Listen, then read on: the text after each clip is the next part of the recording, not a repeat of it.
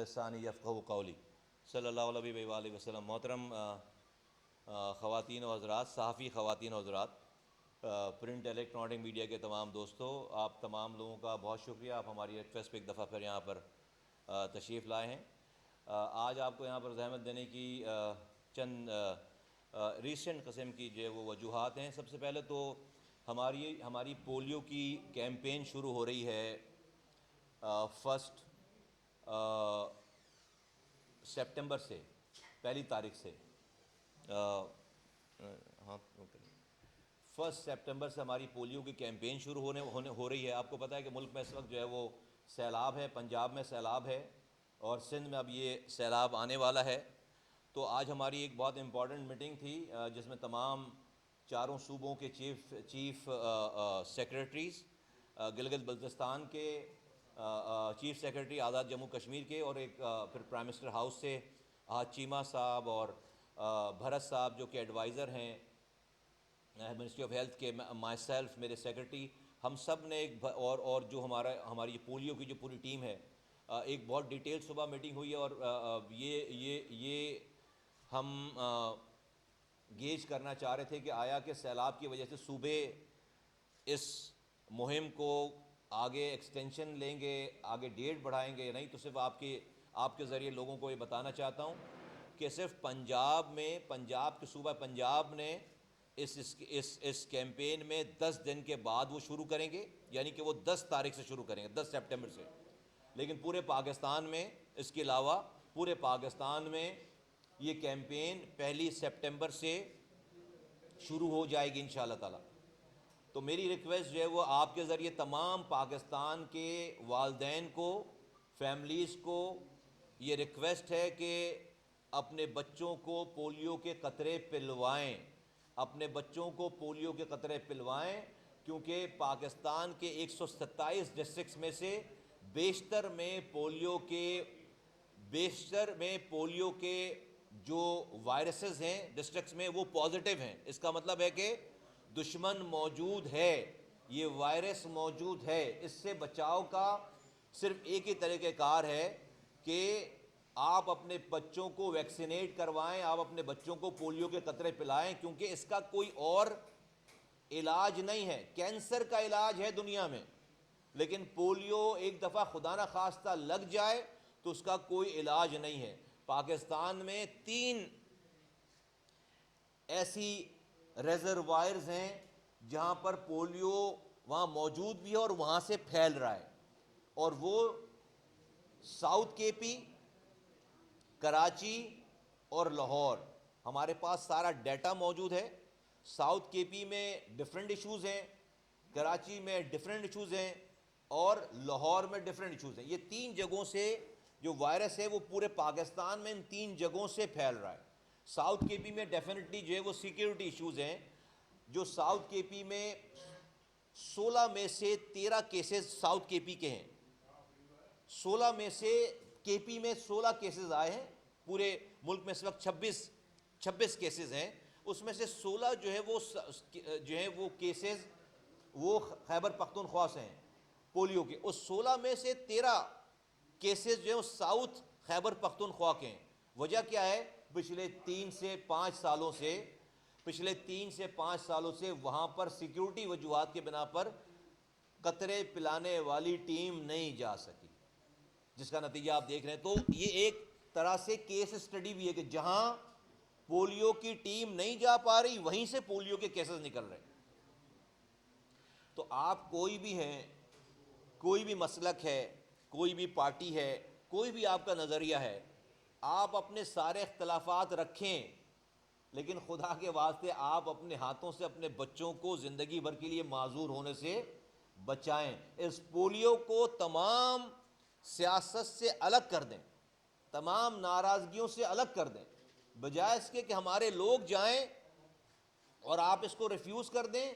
آپ انہیں ڈھونڈ کر، ہمارے لوگوں کو ڈھونڈ کر ان کو بلوائیں اور اپنے بچوں کو یہ پولیو کے قطرے پلوائیں۔ کراچی کے لوگوں کو میں کہنا چاہتا ہوں کہ سب سے بڑا پاکستان میں جو ریفیوزل ہے وہ کراچی سے۔ تو کراچی کے لوگ اب یہ کیمپین میں خود یہاں پر انشاءاللہ تعالی گراؤنڈ پہ میں مانیٹر کروں گا، میں کراچی کے لوگوں کو کہتا ہوں خدا کے واسطے ایک ایک گھر کو میں کہتا ہوں کہ اپنے بچوں کو پولیو سے بچائیں، کیونکہ ہر آلموسٹ کراچی کے ہر ڈسٹرکٹ میں جو سیمپل آیا ہے پولیو کا، اس میں پولیو کا وائرس موجود ہے. دیٹ مینس کہ دشمن موجود ہے.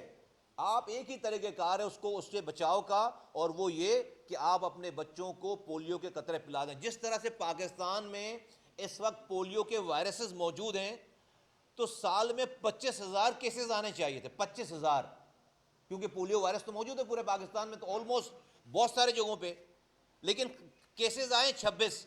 کیا وجہ ہے کہ لوگ 25,000 بچے اس لیے متاثر نہیں ہوئے کیونکہ ان بچوں نے پولیو کے قطرے کو پی رکھا ہے.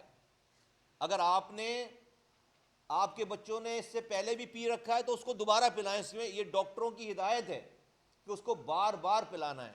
آپ کے ذریعے میں بتانا چاہتا ہوں پاکستان میں ریلیجیس مائنڈ سیٹ والے لوگوں کو جو ریلیجیس پوائنٹ آف ویو سے جو اس کو منع کر رہے ہیں ان کو بتانا چاہتا ہوں کہ تمام مفتیان کرام پاکستان نے، تمام مدرسوں نے،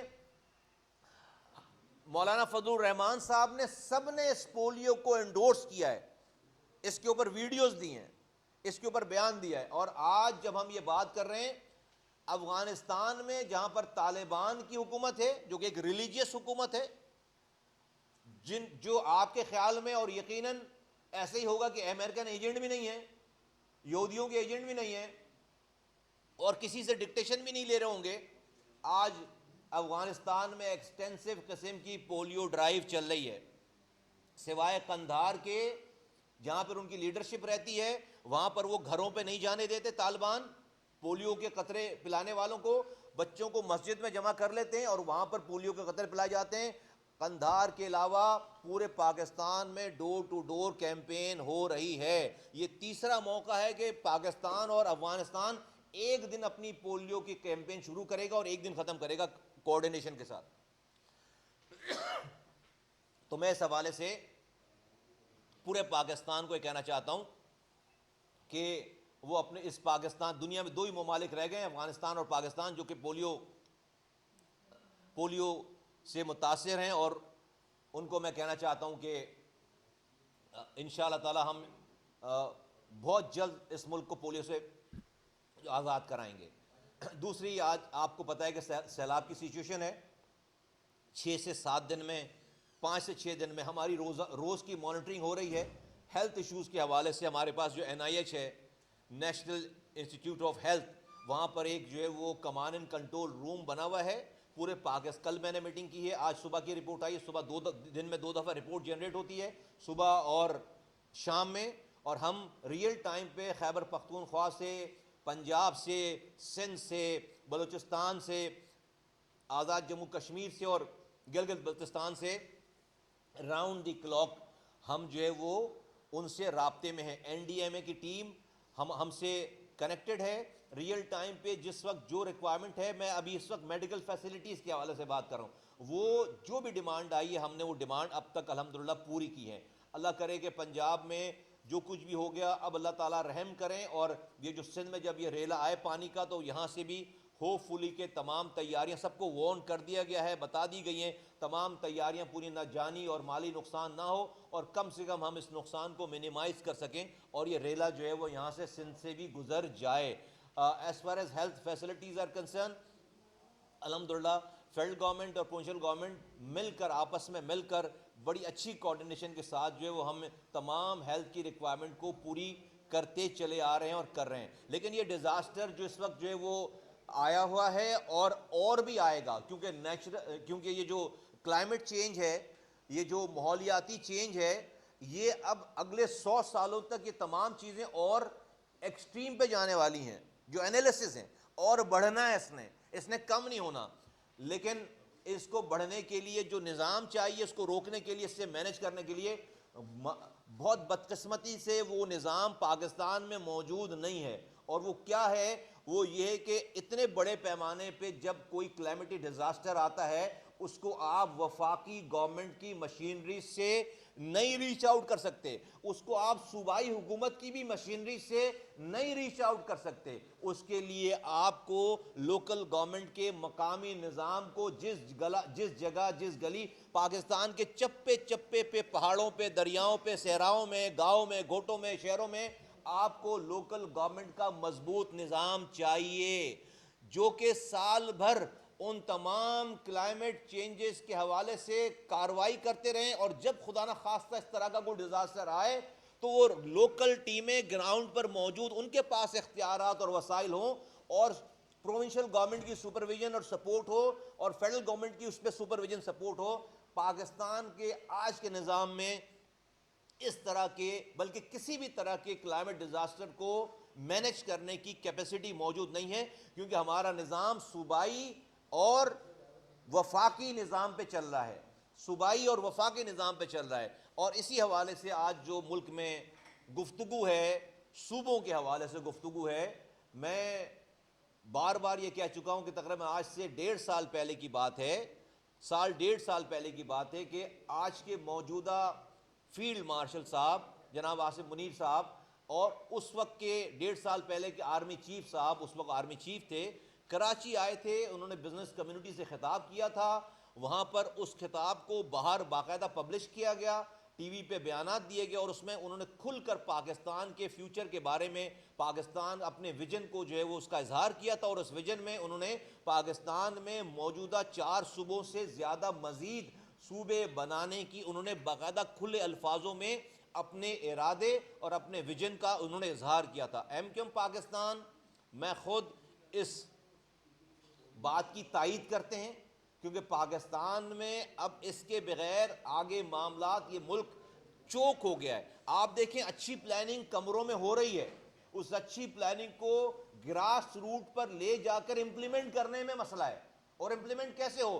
بلوچستان کے ایک ایم این اے سے بات کرو آپ، اس کا حلقہ اگر وہ اپنے حلقے میں، ایم این اے کے حلقے میں ایک دن سفر شروع کرے تو اپنے حلقے کے دوسرے کونے پہ تیسرے دن پہنچتا ہے. وہ گاڑی چلائے تو گاڑی پہ سفر کرے تیسرے دن، 3 دن لگتے ہیں اس کو ایک حلقے میں، اپنے حلقے میں ایک جگہ سے دوسری. ایم پی اے سے بات کرو 24 گھنٹے لگتے ہیں اس کو، 24 گھنٹے بلوچستان میں لگتے ہیں ایک جگہ سے دوسری جگہ جانے میں. سندھ میں اگر کوئی ایک مقام سے چیف سیکرٹری کو ملنے کراچی آئے، 700 کلومیٹر کا سفر کر کے وہ یہاں پر آئے گا.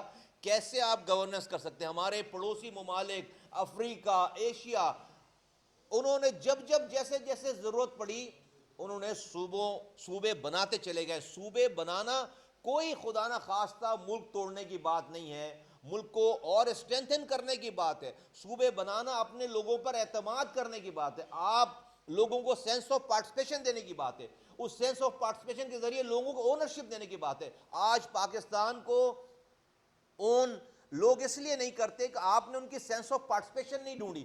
چند لوگ، چند سو لوگ جو ہے وہ پورے پاکستان کو چلا رہے ہیں. Total M P, M N as, senators ملا کر ٹوٹل 1200 آفیسز بنتے ہیں.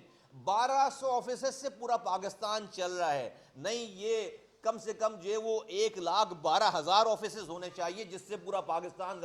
1200 آفیسز سے پاکستان کیسے چلا سکتے ہیں؟ پورا پاکستان ٹوٹل 1200 آفیسز سے. تو آج جو بھی لوگ جس جگہ بھی یہ بات ہو رہی ہے، یہ اب یہ بات ہماری خواہش نہیں ہے، اب یہ پاکستان کی مجبوری ہے. یہ اب ہماری خواہش نہیں ہے، اب یہ پاکستان کی مجبوری ہے. پاکستان نہیں چل رہا آگے.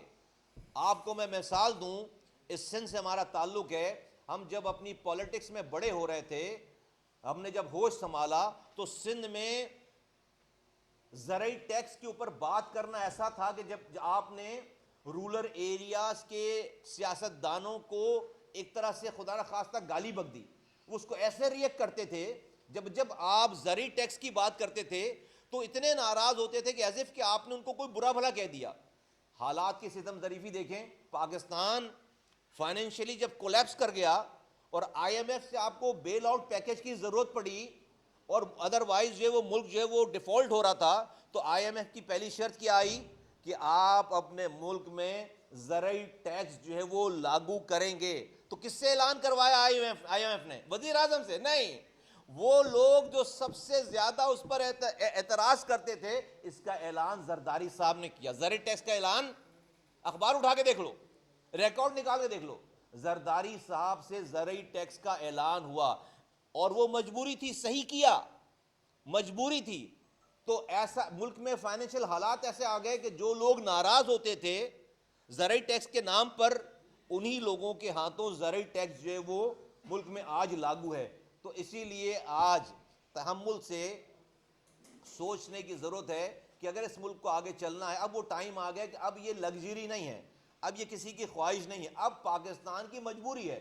ورنہ یہ ڈیزاسٹر، یہ سیلاب، یہ مینجمنٹ آپ نہیں کر سکتے. ڈیولوشن آف پاور ہوئی ہے 18ویں ترمیم میں، ادھوری ہوئی ہے. وفاق سے صوبوں کو پیسہ اور اختیار آ گیا ہے، صوبوں سے وفاق کو نہیں جا رہا. 8,700 ارب روپے ڈیویزبل پول میں اس سال صوبوں کو بٹے ہیں. 4,000 سمتھنگ ارب روپے پنجاب کو، 2,004 ارب روپے سندھ کو، اور اسی طرح سے کے پی کے کو اور جو ہے وہ بلوچستان کو.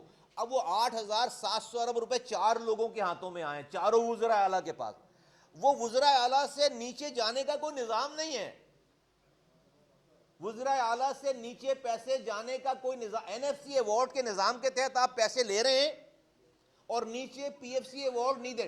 صوبے سے ڈسٹرکٹ کو جانے کا کوئی نظام نہیں ہے، نہیں ہے. پروونشل فائنانس کمیشن نہیں ہے. تو یہ ادھورا 18ویں ترمیم ادھوری رہ گئی ہے. اس کی ٹرو لیٹر اینڈ اسپرٹ میں اس کو لاگو نہیں کیا جا سکا ہے. تو اس ملک میں بالکل جو ہے وہ مزید ایڈمنسٹریٹو یونٹ کی ضرورت ہے. لسانی بنیادوں پہ نہ بنائیں، جس بھی بنیادوں پہ کریں، آپ کو ڈیولوشن آف پاور کرنے کی ضرورت ہے. اب یہ جو ہے وہ ثابت ہو گئی ہے بات کہ اب یہ اس موجودہ نظام کے تحت یہ ملک جو ہے وہ چوک ہو گیا ہے.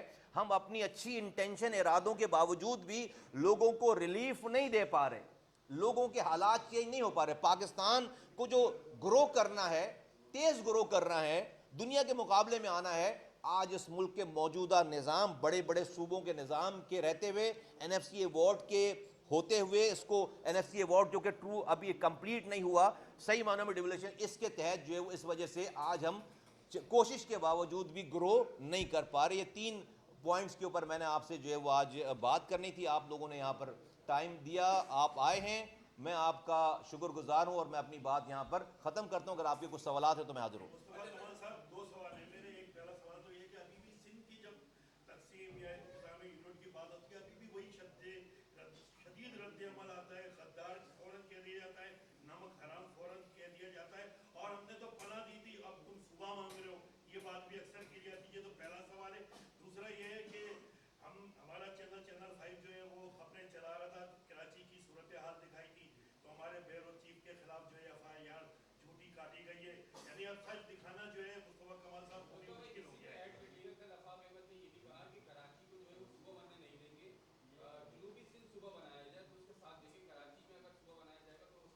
دیکھیے، میں تو اس نیٹی گریٹی میں جانا نہیں چاہتا، اور یہ میری ڈیمانڈ بھی نہیں ہے.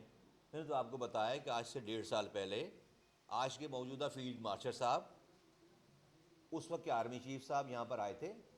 اور یہ کوئی، میں آپ سے کوئی سیکرٹ بات تو نہیں کر رہا نا، یہ رپورٹ ہوئی نا ساری، یہ تو اخباروں کی ہیڈنگ ہے، ٹی وی ٹاک شوز ہوئے ہیں نا اس کے اوپر. تو کوئی نئی بات تو نہیں کر رہا، میں تو صرف اس کو نیریٹ کر رہا ہوں. انہوں نے اپنے ویژن کو بڑا برملا پیش کیا، اور وہاں یہ بات ہوئی پہلی دفعہ، اور پھر بعد میں بات ہوتی رہی، اور لوگوں نے اس کی تائید. میں بھی اس بات کی تائید کر رہا ہوں، میں بھی اس بات کی تائید کروں. دیکھیں، پاکستان کی جو اسٹیبلشمنٹ ہے وہ اسٹیک ہولڈر اس کی سب سے بڑی. کیوں میں کہہ رہا ہوں؟